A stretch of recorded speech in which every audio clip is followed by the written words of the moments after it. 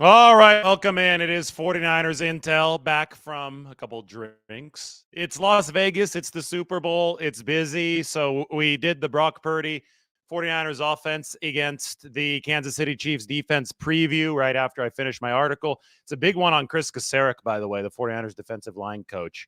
Had an awesome conversation with him today. That's going to be coming out tomorrow. And now we get to do a late night Lombardi because it is Super Bowl week. A late night Lombardi 49ers Intel. We've got a lot of interesting clips from 49ers media availability today. I'm going to go ahead and play. I was focused on talking to Chris Kasarik, and then I had a couple other assignments. You're going to find out what all I got to focus on and write about here over the next couple days as things have gotten busy. But I really do want to sit down and just play some of the stuff. It's a media frenzy at the Super Bowl. You show up at the 49ers hotel, every single player is available. Hundreds of reporters are crowding around the entire room. They specifically crowd around guys like Brock Purdy, Deebo Samuel, Christian McCaffrey. So we have some clips that we can play just to get the general mood of the room and break the game down through that lens. We also have a clip from the Chiefs press conference that I think is really worth playing because this shows Kansas City's mentality heading into this game. So why don't we start with Chris Jones, the big time pass rusher for the Kansas City Chiefs? He's vicious. He's one of the best players I can face. So I'm a little nervous, man. A little nervous. I'm gonna pray about it a little more and continue to prepare. That's Chris Jones talking about Trent Williams. He's vicious. He's scary. I think Chris Jones was laying it on a little thick there. The Chiefs want to maintain the underdog aura.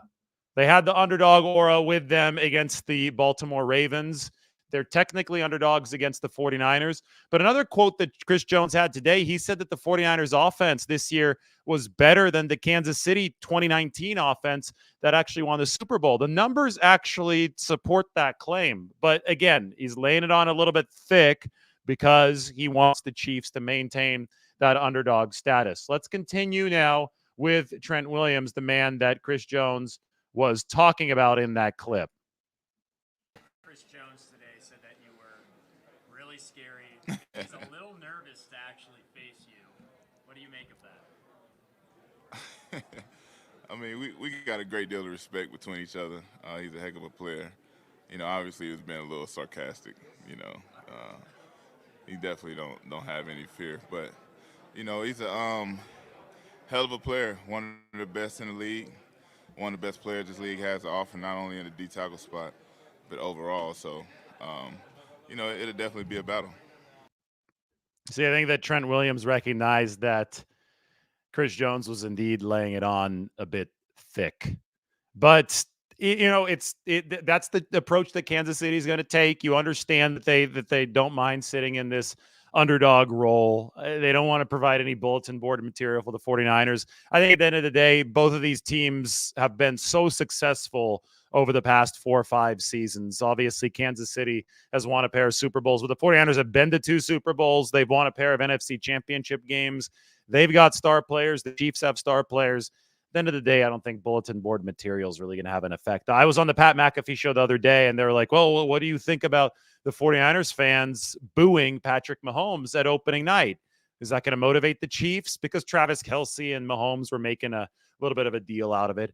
And, I told the guys, I think that if the Chiefs need that, if a crowd booing them on Super Bowl opening night, which is just ultimate fan kind of night, if they need that to motivate them, the 49ers have already won this game. Motivation's got to be a little bit more intrinsic than that. And I do not subscribe to the theory that Kansas City is going to need somebody on the outside stoking the flame for them. This is the damn Super Bowl. This is a chance for Kansas City to establish a dynasty. And guess what? This is a legacy game for the San Francisco 49ers. 2019 was a legacy game if they had won. This is a legacy game either way. That's what makes this so damn compelling. So, we're in Vegas right now. High stakes legacy game for the 49ers, pushing all the chips to the middle of the table. 2019 wasn't win now. 2019, they were arguably a year ahead of schedule. They're planning to really push all the chips in under Shanahan and Lynch in 2020. So 2019 was like this adrenaline jolt. It was just pure energy. 49ers go 13-3, blow out the Vikings, blow out the Green Bay Packers. They head to the Super Bowl. They're playing with house money. But the whole house money script flipped after they blew the 10-point lead in the fourth quarter with 6 or 7 minutes left against Kansas City. All of a sudden, it was like, oh, well, now you've had your heart ripped out. Now the pressure's on you to get back here to fix it. So 2020, the revenge tour for the 49ers. COVID year, exiled to Arizona. Not good. 2021, well, that was the year that they traded up to draft Trey Lance. There was a lot of quarterback drama, right? There was the whole Jimmy Garoppolo, Trey Lance debate.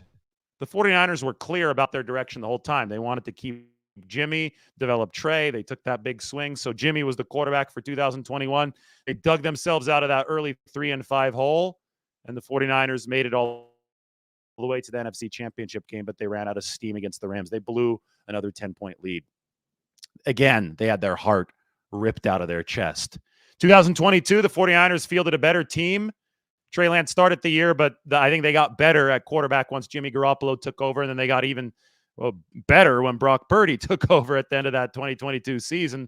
But Brock Purdy got hurt in the NFC Championship game. So again, the 49ers had their hearts ripped out of their chest. So instead of playing with house money, the 49ers entering this Super Bowl now are playing a legacy game where a win establishes their legacy as Super Bowl champions, but a loss really, I don't know if it permanently entrenches them as close but no cigar, like the Buffalo Bills of the 1990s, but a loss sends them much further down that path than they'd be comfortable going. So that's why this game has such high stakes. That's why there's this intense scrutiny on everything that Kyle Shanahan says this week, on everything that Brock Purdy says this week, on everything that Christian McCaffrey says this week. Why don't we have a listen right now into what Brock Purdy was talking about today? A question about your faith in Jesus. How you doing? Doing good. How you doing? Good. Tell me about scripture this year, some of the Bible verses that you've been reading and passages that's maybe helped you this year. Yeah, this year for me, it's been Psalm 23. The Lord is my shepherd. I have what I need. He lets me lie down in green pastures. He leads me beside quiet waters. And then it goes on. But for me, playing this game, playing this sport, there's a lot that goes into it. And, it's easy to get wrapped up in, wanting and feeling like wanting to be loved, obviously by your teammates and everybody, but like the world. And so for me, like in that passage, it's talking about, I already have what I need from the Good Shepherd in Jesus. So I don't know. I've just been studying Psalm 23 throughout the whole season and been going back to it. It's what I start off with actually every single day. I just read off Psalm 23 to myself before I start off with some solitude, and then I go about my day. I talked to your dad a couple days ago. He said he prays his guts out when he watches you play. Yeah. Do you pray when you're playing during a game? Yeah, I do. And it's not, God, can we win here? Can we do something great here? It's more just to have that peace, that steadfastness in all the chaos. That's really what it is. It's sinking back into like Holy Spirit, take over and lead me here in this moment and allow me to think clearly, allow me to, obviously go. So it's so fascinating because one of the things that makes Brock Purdy, that has vaulted him to become the top-rated quarterback in the National Football League, that has made him the center of media attention here in Las Vegas for the Super Bowl, one of the primary virtues is the fact that he's calm under duress. I mean, it's a chaotic world out there in the NFL, not only on the field, but off the field for Brock Purdy. When you see the social media battles, when you see the national TV battles surrounding him, I mean, I've been attacked just for pointing out facts regarding Brock Purdy. He's a lightning rod, and it's not of his own doing, right? But you just look at him, it's this cool, calm, collected, steely demeanor throughout the fire. And he explains it there. It's our job to look into what makes these athletes tick, what makes Brock Purdy tick, and he's been saying it out loud all season long. I think there's been a little bit more spotlight on it here at the Super Bowl. It's his faith that allows him to go through these moments where it seems like it's just chaos around him, and he's able to keep that calm, collected demeanor. So Brock Purdy's talked a lot about his faith here at the Super Bowl. I think it's got a lot more media attention. But if we're to understand Brock Purdy, the player, and Brock Purdy the person, and Brock Purdy the person creates Brock Purdy the player, because so much of how he contributes in the quarterback position is in between the ears, the way that he's able to stay calm under pressure, stay collected, and then distribute the football in such an efficient way. If we're going to understand Brock Purdy as the player and the person, we're going to have to understand what Brock Purdy is saying about his faith. And I think that he very, very clearly articulated that during the media days over the past 2 days at the Super Bowl. So that's Brock Purdy. Earlier today, 49ers owner Jed York spoke to Kay Adams about Deebo Samuel. Have a listen to this. Congratulations. Thank you, Kay. Are you here to yell at me about having Deebo on my show every week to talk honestly about what's going on and give me great sound bites? I love Deebo. He's awesome. He's very raw. He is very, very to the point. I mean, I don't know if you know, but Lynch went down to the locker room at halftime, and tense halftime, right? You're down by 17 points. And he said Deebo was just sitting there, just shaking. He's like, just tell Kyle to get me the damn ball. And I mean, that's who Deebo is. Like, he's just ready to take over a game at any point. And I'm very, very glad that he is on our football club. Wow. And after the game, you could see there was this like uncorking of emotion out of him that I've really never seen. Yeah. And there's a lot pent up from Miami. Yes. At Super Bowl 54. Now, you've been. So that is Kay Adams with Jed York, who gave us some intel into the 49ers locker room. So you talk about Brock Purdy, and you talk about the calm with which he operates the offense, distributes the football. Then you talk about the passion that some of the 49ers skill position players bring. I think we've talked so much about Juwan Jennings and how he can get on an opponent's skin with his fire. Well, Deebo Samuel runs with fire. Deebo Samuel bowls over opponents with fire. He's an important backbone of this 49ers offense that I think has multiple backbones. It's not just one guy. You can't just break one and think that you've killed the 49ers offense. But Deebo Samuel is one of the primary arteries of how this offense works. And the fact that he's in that locker room shaking, according to Jed York, wanting that football in the second half, that's some significant stuff. Because I think that we saw Deebo Samuel's passion for the game very clearly in the 2021 season when he put that 49ers offense on his back, especially after Jimmy Garoppolo suffered those 2 injuries. He was playing with the torn thumb and the torn shoulder late. Deebo did all that he could to drag the 49ers as far as possible. I mean, he was in phenomenal shape that year. I think that he's in the same kind of shape this season. We've talked about odd year Deebo. This started out as 2023. But the passion that he has run with, that he's played with, has really rubbed off on the entire 49ers offense and their entire roster. And any question that people had about Deebo Samuel's value to the football team probably was answered. I hope it would be answered this season. That game in Philadelphia, shows up dressed in all black for the Eagles' funeral. Scores so many touchdowns. What was it? 3-4 touchdowns against the Eagles. I mean, he was unstoppable. He talked the talk and then he walked the walk. And every championship caliber team needs to be able to do both of those things. Because it's not just about walking the walk. You also have to have an intimidating presence off the field to be one of those great teams. I think every great team in NFL history has had an intimidating presence before, during, and after the football game. And Deebo Samuel does a lot to bring that to the San Francisco 49ers. Next, let's check in with Mr. George Kittle, the 49ers All-Pro tight end. Usually at the back of that line, but I do enjoy it. I see all the videos, and like when you have Trent Williams and Deebo kind of coming out and like with the music and their swagger, their energy, it's very infectious. And like when you are falling like behind those two guys who play at a very high level and like bring it every single play, it just kind of encourages everyone around them to step it up. It also like kind of gives you this sense of confidence when you see that. And so that's kind of my thing with it. I love it. I don't partake in the front very often, but like I can feel the energy move through the entire team, and that's why I appreciate about it. I have my own routine that I do that's probably not dancing, but I get into the vibe. So that's George Kittle on the 49ers boombox walkout, which of course we are going to capture here from the Super Bowl in Las Vegas. The boombox walkout is something that Deebo Samuel and Trent Williams have really pioneered for the 49ers. I think Deebo was first on it, but we talk about Deebo's energy. We talk about his infectious physicality for the team. We can also watch this from Deebo Samuel to follow up on our earlier clip. That you at halftime during the Detroit game that you said, "Give me the ball." Is that always the case, or is it just I think it was a little different that game. We down 17. I'm like, bro, like somebody has to do something. It's just like I was in the mode, like I really couldn't even talk. Like I don't like John said I said that like I was just so like in the zone, like bro, like we're not about to go out like this, and for us to come back down 17 points and get the dub, man, it shows everything about this team. Is it almost like a blackout moment for you? Yeah, it was definitely a blackout moment.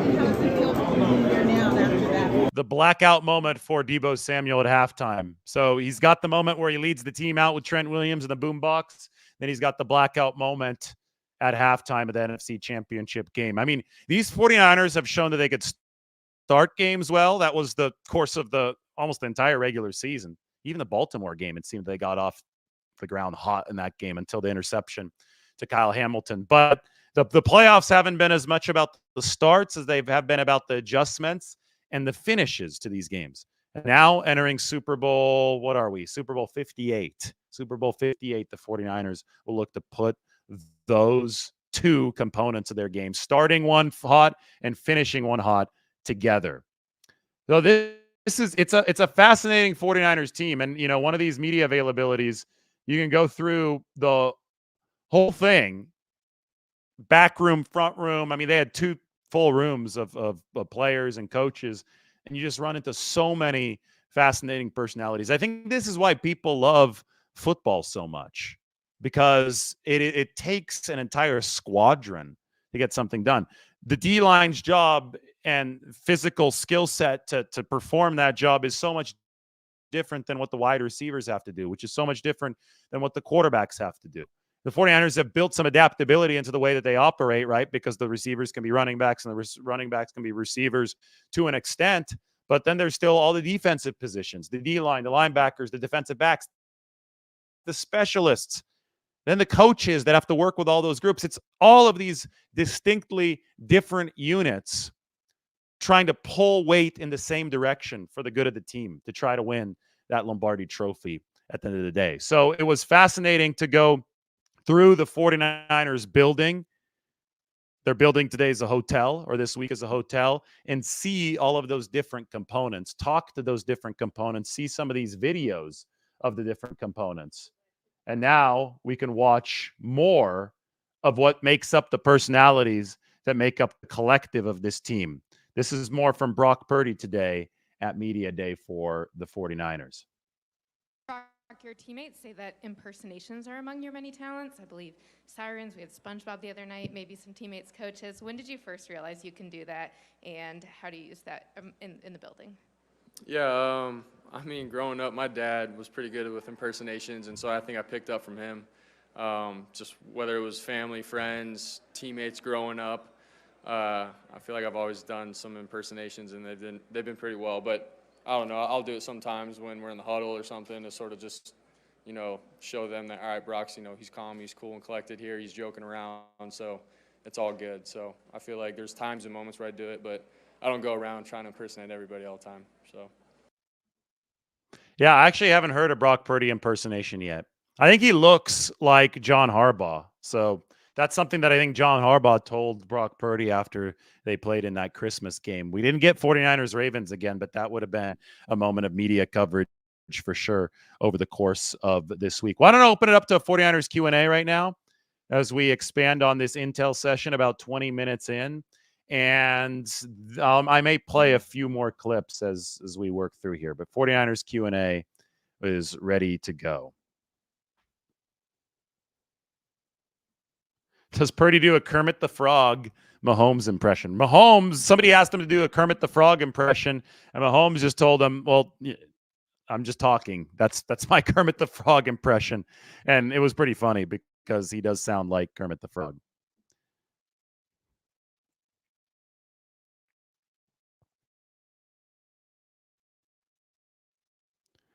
What are the chances for Purdy to win which MVP? Super Bowl MVP or regular season MVP? Because I really don't care about the regular season MVP. I don't think Purdy cares either. I think Super Bowl MVP would mean that the 49ers won the Super Bowl, and I think it's more important, and I think he has a good chance of winning it on Sunday. No, the 49ers are not going to practice at Allegiant at all. Neither of the two teams is going to practice at Allegiant Stadium before the game. There might be a walkthrough for the teams before the game at the stadium, but there's not going to be a practice. The walkthrough is probably just going to be at UNLV. I don't think that the teams are going to head to Allegiant until Sunday, until game day. Did you miss the food review? No, there hasn't been a food review. I mean, I'm in Vegas. I'm in casinos, and we're going to have some food from San Francisco that I pre-recorded. That's going to be coming out here over the next couple days. Some good content from back in the city, but we're more focused on the Super Bowl and football. I was just out right now, a couple drinks downstairs, but now I have more work to do, and I have these videos to do for you guys. And I have to circle the wagons here over the next few days. But the Thursday, Friday, and Saturday leading up to the Super Bowl are going to be huge, and that's when the true social scene of the Super Bowl hits its full stride, and we got to be ready for that.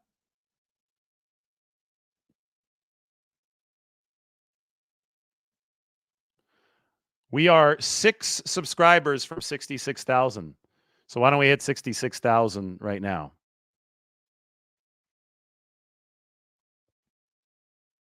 Eric Gomes already wants 70,000.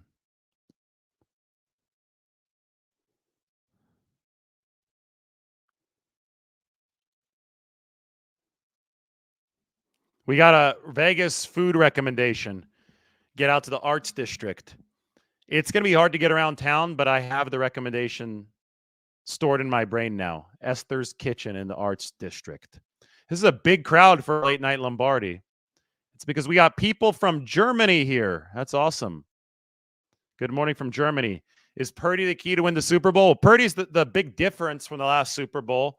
You subtract Tyreek Hill from the Chiefs and you add Christian McCaffrey to the 49ers. That is a big difference. I am not revealing the 17 jersey, which is in the closet right behind me, until if and when the 49ers win the Super Bowl. We do want 100,000 subs if the 49ers win on Sunday. Thank you. A lot of people around the NFL have said they love the jacket today. This was today's jacket. We're going to go through all the jackets. I brought several jackets. We got another jacket coming tomorrow. It's a blazer kind of week. It is the Super Bowl. And then we're going to decide which jacket gets to go to the Super Bowl, which one I'm wearing on Super Bowl Sunday.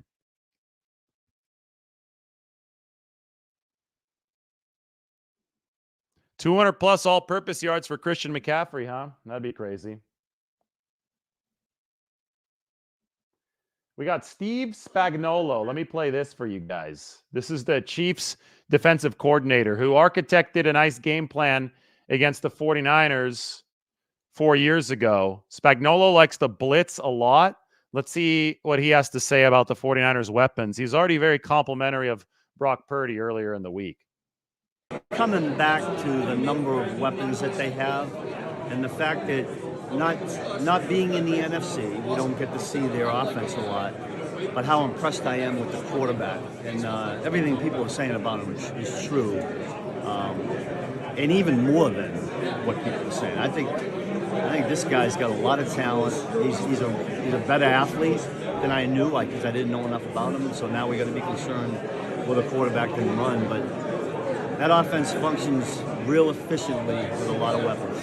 How comfortable are you right now with what you guys have ready for him? Well, I mean, listen, we did the bulk of it last week, and we're comfortable with it. We need to refine it a little bit. I think you're always looking for something that might give you a little bit of an edge, and yet it's going to come back to the basic things. How fast we play, how well we tackle, and if mentally, we keep the mental errors to a minimum. Steve Spagnolo, Chiefs defensive coordinator. That run blitzing, it's going to be something to watch from Kansas City because they're going to try to take away the run game. They will. The run defense has not been good. Number 27 DVOA. Christian McCaffrey has been the best in the league. He's the rushing champion.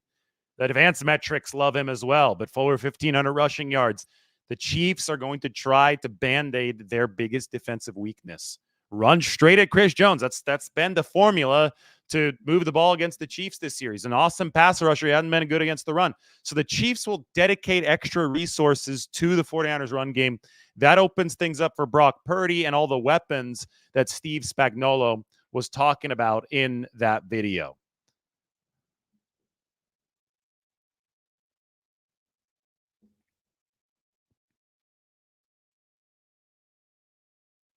I am waiting for some more questions. I'm actually waiting through the questions, waiting and waiting, because I want to answer some of the stuff you guys have on your mind. I was actually just hanging out with Greg Papa right now, but I'm not going to steal his touchdown call. We'll get him on the live to do it if the 49ers win the Super Bowl. Post your questions.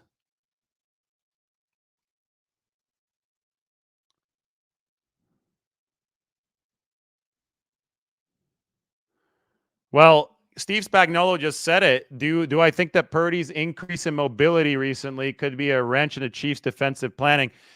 Here's one thing. Purdy hadn't increased mobility recently. I've been saying it all year. I took heat for it earlier in the season, but what happened in the NFC Championship game just proven me right as far as talking about Brock Purdy's mobility. He's very quick. He's a plus athlete. He's a good runner. He has just used it a little bit more. And Steve Spagnolo's point was, hey, I'm in the AFC. I haven't gotten to see as much of Brock Purdy. Now that I've watched him and saw what he did in the NFC Championship game, we better plan for that. So, yes, it adds a strain to any defensive coordinator's game plan.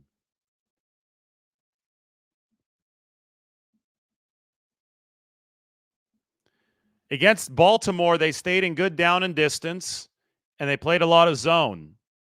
And Lamar Jackson wasn't able to carve up the zone with his arm, the way I think that Brock Purdy is going to be able to carve up the zone with his arm and the 49ers' weapons. So, zone typically is better against the run, especially against the QB run, because you keep your eyes on the quarterback.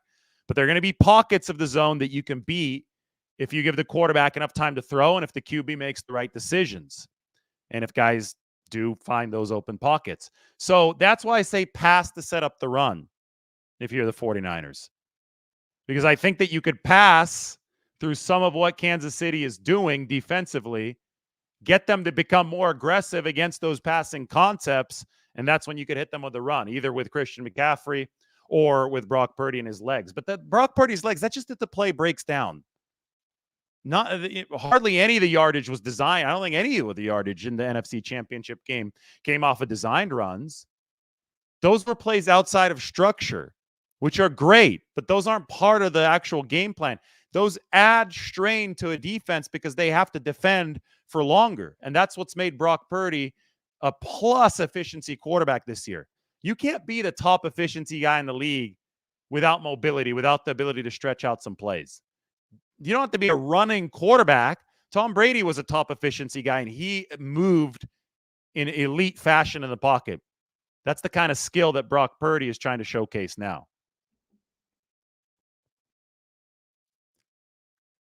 I do think that the Super Bowl opening day crowd was indicative of the fact that the 49ers are going to have a majority at the actual Super Bowl.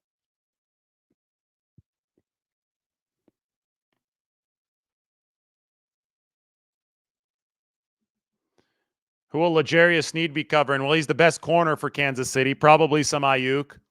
Probably some. I don't know if they're going to trail him man to man or if they're going to play more zone against concepts on the corners. So we'll see. But you might see L'Jarius Sneed cover more than one person in this game. What about Moody, rookie kicker? Maybe it comes down to him. I'm sure you'll be nervous if it does. But you know what? You'd be nervous if it came down to Robbie Gould too. You'd be nervous if any game comes down to the kicker in the Super Bowl. Let's listen in on Fred Warner. He looks like he had an interesting quote in the 49ers press conference today. So, Fred Warner, take the stage. Have at it. Right here. Let me get him up there. Video file. Boom. Here's Fred Warner. As thunder and lightning, and we kind of take turns on who's thunder and who's lightning. The thing I love about Dre is like he does toe the line a little bit, in terms of playing, a little out of his mind. But I need that because I'm a little bit more like, in my mind, and he's out of his mind. But like we complement each other really well. And I mean, this is the best athlete that I've ever played with on any given football field, and he doesn't have the respect that he deserves. And he doesn't really care. All he wants to do is play football. He can run, he can hit, he can cover. He's so instinctual of a football player, the ball skills, and we just play well together. Thunder and lightning, I love that. And Fred Warner said he loses his mind so I could be in my mind. It's that combination, right? Dre Greenlaw's a little crazy. Fun fact about Dre Greenlaw is that when he was in Arkansas, which is an SEC school, so that they had some good recruits, he was actually measured by the GPS chips and players' pads as the fastest defender on Arkansas's team. As a linebacker, faster than the cornerbacks, faster than the safeties. That's what Fred Warner means when he says he's the best athlete he's played with. That is prodigious speed.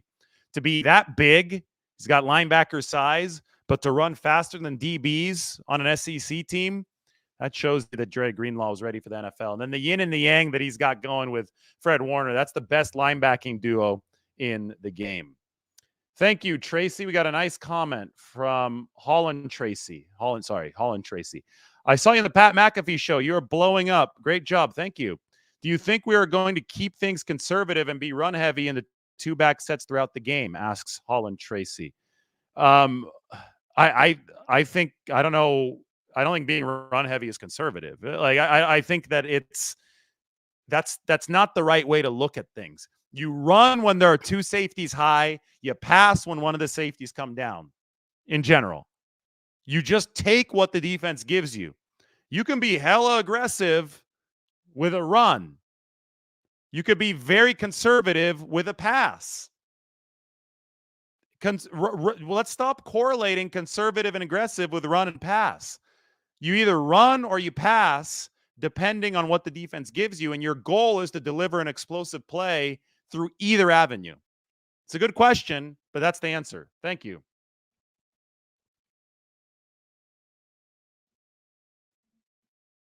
I don't know if Brock and Patrick Mahomes are the same 40 time. I had to look that up, but Brock Purdy has a 1.55 10-yard split, which is 95th percentile.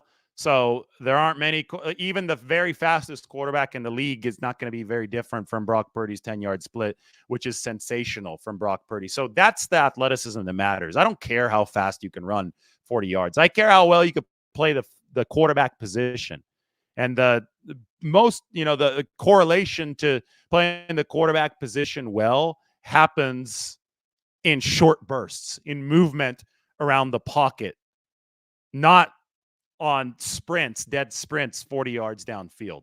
So Brock Purdy's 10-yard split is elite. He moves around really well. Guess who else moves around really well? Patrick Mahomes. You've got two elite quarterbacks squaring off in this Super Bowl.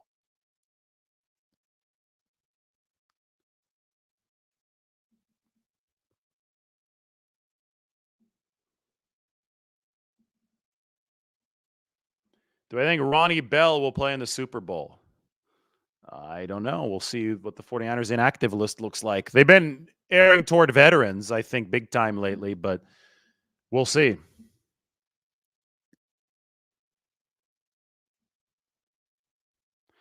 Guarding Travis Kelce is going to be huge for the 49ers defense. You stop Travis Kelce, I think you stop this Chiefs offense.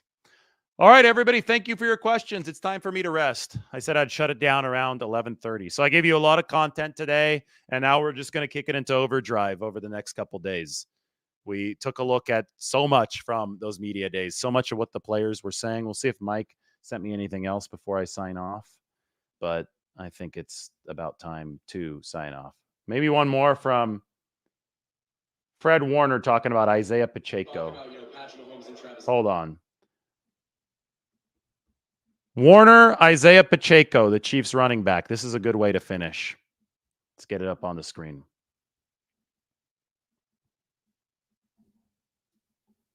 About, Patrick Mahomes and Travis Kelce. Isaiah Pacheco kind of gets unnoticed. How do you think that he's going to play in this game? And I guess how do you go about stopping Isaiah Pacheco? Yeah, I'm sure he likes it that way. I mean, when you get to be behind the scenes and people probably aren't talking you up as much and aren't thinking about you, you kind of just you sneak right by and you get to have that big game that you've been looking for. And we're not taking him lightly. We're not sleeping on him at all. This is somebody I have a lot of respect for the way that he plays, the way he runs the football. I think he should get talked about more, but it's hard, obviously, when you're playing with two guys that were Hall of Famers, currently playing. So I think, he's gonna be a huge point of emphasis on Sunday. All right, cool. So tomorrow, Margot's going to be in town. She's flying in. It's going to be fun over the next few days. If you have anything cool going on, let us know because we'll be around doing some cool stuff as well. You can find my email. It's on my Twitter. Send me the invite and maybe we'll meet up. No, seriously, it's going to be fun over the next few days. I want to make this as community oriented as possible. So if you are in Las Vegas, make sure to say hi. Make sure to let me know what's up because the town is already on fire. It's about to really go down here over the next few days. 49ers should have the crowd majority at the Super Bowl as well. So anyway, you know how to reach me. We'll talk to everybody really soon. This is Late Night Lombardi signing off.